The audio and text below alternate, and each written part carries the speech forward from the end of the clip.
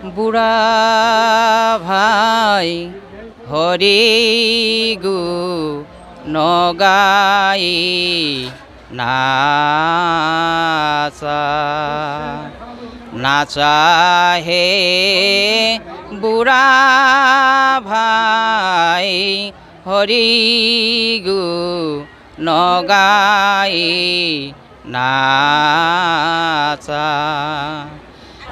হৰিনাম হৰিনাম হৰিনামে গতি হৰিনামে কেৱল ভকতৰ ভকতি। হয়, হৰিনাম লৈ আমি জীৱ তৰিব লাগিব আৰু হৰিনামে জগতক তৰাব। যাহে ভকতি তাহে মুকতি নিদিনা আমি সকলোৱে জানো। মোৰ লগত আছে এগৰাকী কেউলীয়া উদাসীন ভকত। শৈশৱ কালৰে পৰাই মহাপুৰুষ শ্ৰীমন্ত শংকৰ গুৰুজনে এখন হৰিনাম ধৰ্ম ধাৰণ কৰি তেখেতে বৰ্তমান সময়লৈকে শ্ৰী শ্ৰী মাধৱপুৰ সত্ৰত এগৰাকী সত্ৰাধিকাৰ হিচাপে কাৰ্যনিৰ্বাহ কৰি আছে। আমি আপোনাক স্বাগতম জনাইছোঁ আমাৰ অনুষ্ঠানলৈ। প্ৰথমতে আমাৰ দৰ্শকৰ আপোনালোকৰ শুভ পৰিচয়। ভাল পাইছোঁ অনুষ্ঠানখিনি। আমি হৰিপুৰ মাধৱপুৰ সত্ৰত সৰুৰ পৰাই আছোঁ। তাতে সৰুৰ পৰাই আমাৰ প্ৰধানী বাপে শিক্ষা প্ৰদান কৰি আৰু আমাৰ বাবুল বাপৰ পৰা প্ৰসংগ নাম কীৰ্তন থিয় নাম এইবিলাক পৰিৱেশন কৰি সত্ৰটো জীয়াই ৰাখি বন্তি গছা জ্বলাই নিত্য পাঠ প্ৰসংগ কৰি এতিয়া গুৰুজনাৰ কৃপাত আৰু ৰাইজৰ আশীৰ্বাদত সত্ৰাধিকাৰ নিৰ্মালি পাই আমি ধৰ্ম প্ৰচাৰৰ ক্ষেত্ৰত আগবঢ়াই আছোঁ। গতিকে যাতে এই কলিহত জীৱ গুৰুজনাৰ যিটো উদ্দেশ্য আছিল সেইখিনি গুৰুজনাক সেৱা জনাই আমি যাতে বিভিন্ন ভাৰতবৰ্ষৰ বিভিন্ন প্ৰান্তত গুৰুজনাৰ দুজনা গুৰুৰ একশৰণ ভাগৱত ধৰ্ম প্ৰচাৰৰ ক্ষেত্ৰত আগবঢ়াই যাব পাৰোঁ। সেই নিমিত্ত সকলোকে আমাৰ সহযোগিতা আমি কামনা কৰি থাকোঁ আৰু য'ত য'ত এই একশৰণ ধৰ্ম প্ৰচাৰ কৰা হৈ আছে তাতে যাতে আমি বিভিন্ন সত্ৰৰ ফালৰ পৰা যাই তাতে যাতে সহযোগিতা কৰা যায়। সেই মানুহবিলাকক যাতে আমি শংকৰী কলা কৃষ্টি যাতে শিকাই বুজাই গুৰুমুখী কৰিব পাৰোঁ আৰু বিভিন্ন অনুষ্ঠানত আমাৰ সকলোকে একঠাই হ'ব লাগে। আমি যাতে একঠাই হৈ কৃষ্ণ কথাৰে সকলোকে মোহিত কৰিব পাৰোঁ এইখিনি আমি কামনা কৰি থাকোঁ। কেনেদৰে চলিছে হৰিপুৰ মাধৱপুৰ সত্ৰ? হৰিপুৰ মাধৱপুৰ সত্ৰ মাত্ৰ 20 ঘৰ ৰাইজে সেই আতাপুৰুষৰ সময়ৰ পৰাই সেই নৰনাৰায়ণ ৰাজাৰ সময়ৰ পৰা তাতে প্ৰতিষ্ঠিত গুৰু দুজনা গুৰুৱে তাতে হৰিহৰ আতাক বহুৱাই সত্ৰ পাতি নাম কীৰ্তনৰ মাধ্যমত তাৰপিছত ৰাইজক বুজাই দিছিল আজিৰ পৰা এই বিহাৰ ৰাজ্যত এই হৰিপুৰ সত্ৰত হৰিহৰ আতাই তোমালোকক শিক্ষা প্ৰদান কৰি থাকিব আৰু তাকে তোমালোকে গুৰু মানি চলিবা, তেনেহ'লে মোক পাবা।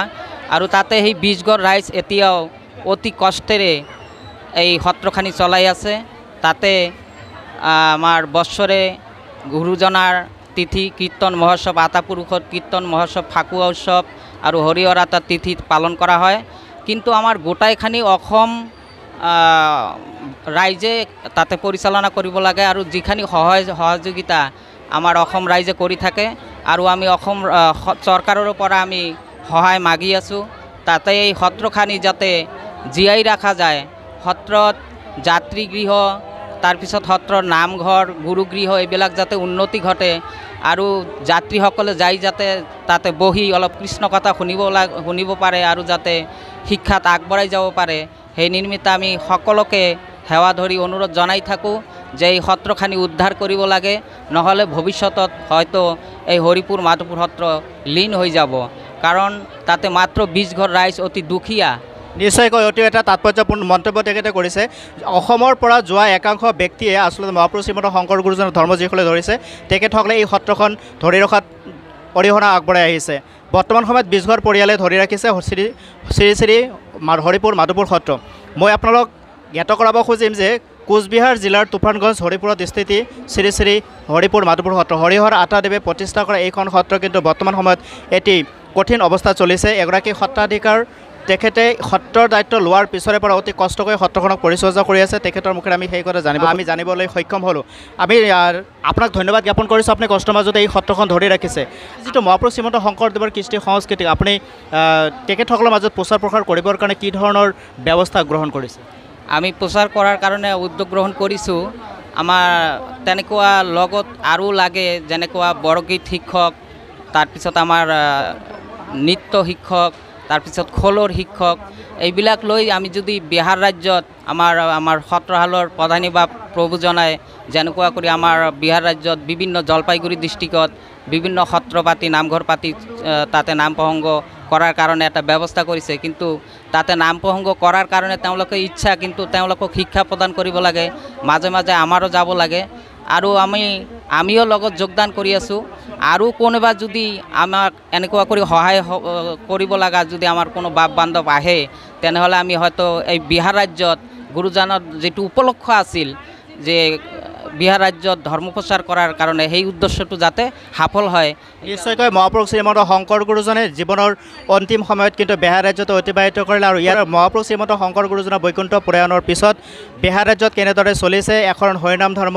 এয়া কিন্তু আজিৰ দিনতো চিন্তনীয় বা প্ৰাসংগিক বিষয় হৈ পৰিছে আমি মহাপুৰুষ শ্ৰীমন্ত শংকৰ গুৰুজনৰ ধৰ্মকৰ্ম দৰ্শন কেৱল অসমতে প্ৰচাৰ প্ৰসাৰ কৰিলেও নহ'ব বহিৰাজ্যতো ইয়াৰ কিন্তু প্ৰভাৱ আমি আনিব লাগিব আৰু মহাপুৰুষ শ্ৰীমন্ত শংকৰ গুৰুজনে এখন হৰিনাম ধৰ্মৰ প্ৰতি মানুহক আকৰ্ষণ কৰিব পাৰিব লাগিব ভাতৃত্ব মৈত্ৰীত্ব বন্ধনেৰে মহাপুৰুষ শ্ৰীমন্ত শংকৰদেৱ ক'লে এখন হৰিনাম ধৰ্মই নহয় গীত নৃত্য নাট ভাওনা কলা কৃষ্টিৰ যোগেদি কিন্তু সমগ্ৰকে একত্ৰিত কৰিবলৈ প্ৰয়াস কৰিছে আৰু সেই আহ্বান কিন্তু সত্ৰাধিকাৰগৰাকীয়ে আজি আমাৰ মাজত দাঙি ধৰিছে অখিল সূত্ৰধৰ মহন্ত বৰ্তমান সময়ত সত্ৰাধিকাৰ শ্ৰী শ্ৰী হৰিপুৰ মাধৱপুৰ সত্ৰৰ তেখেতে অতি কাৰ্পণ্যতাৰে আমাক সকলোকে মহাপুৰুষ শ্ৰীমন্ত শংকৰ গুৰুজনৰ সমস্ত অনুগামীকে অতি কাৰ্পণ্যতাৰে অনুৰোধ জনাইছে যে তালৈকে আহিব লাগে আৰু হৰিপুৰ সত্ৰখনক পুনৰ এটি জাকত-জিলিকা সত্ৰ হিচাপে অসমৰ বুকুত বিহাৰ ৰাজ্যৰ বুকুত প্ৰতিষ্ঠিত কৰিব লাগে আৰু পৰিচিত কৰিলে সকলোৰে শেষত আমি আপোনাৰ পৰা এটি দিহানামৰ কলি তাৎপৰ্যপূৰ্ণ দিহানামৰ কলি যিটো ক্ষেত্ৰত মানুহে হৰিনাম ল'বলৈ অৱহেলা কৰে বিশেষকৈ বিদ্যা বয়সত মহাপুৰুষ শ্ৰীমন্ত শংকৰ মাধৱ গুৰুজনে পুৰুষোত্তম দাস ঠাকুৰতাই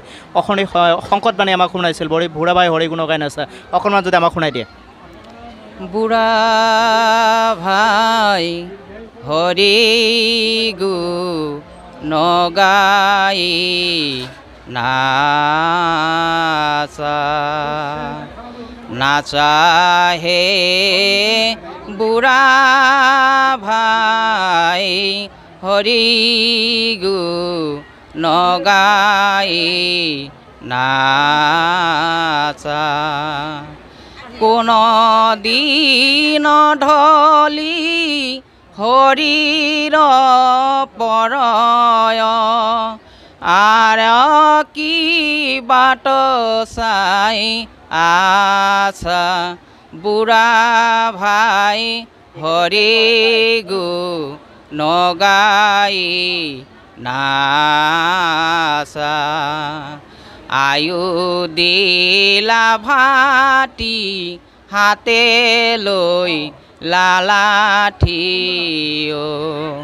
অ হায়ে ধনু ফান দভৈলা গাঁৱে বুঢ়া ভাই হৰি গুণ গাই নাচা নাচা হে বুঢ়া ভাই হৰি গুণ গাই নাচা হয় নাচাহে বুঢ়া ভাই হৰি গুণ গাই নাচা আয়ু দিলে ভাটি হাতে লৈ লালাটি আৰু কেইবাৰ চাই আছে সঁচাকৈ আৰু বাট চাবলৈ সময় নাই ভাৰতৰ হাততো আছে অনেক দোকানী নিচিনে কিনিলে কোনো মিলিব বিঘিনি গতিকে আহক আমি সাৱধানে সচেতনে মহাপুৰুষ শ্ৰীমন্ত শংকৰ গুৰুজনাই যি মুকুতিৰ পথত আৰুঢ় হ'বলৈ একমাত্ৰ হৰিনামকেই ভকতিৰূপী ৰাজমাৰ্গ কৰি দিলে সেই ৰাজমাৰ্গত আমি আৰুঢ় হওঁ আৰু ভকতি পথেৰে মুকুতি আৰোহণ কৰি এই ধন্য নৰতনু আমি সফল কৰোঁ নৰতনু লাভ কৰাৰ যি সাৰ্থকতা হৰিনামৰ মাজেৰে ভগৱন্ত পুৰুষৰ সান্নিধ্য লাভ কৰা ভগৱন্ত পুৰুষৰ শ্ৰীচৰণত সেৱা ভক্তিৰে ভগৱন্ত পুৰুষৰ আশ্ৰয়ত থকা আমি তাকে যেন কৰিব পাৰোঁ এয়াই হ'ব আমাৰ জীৱনৰ সফল পৰিসমাপ্তি ধন্যবাদ।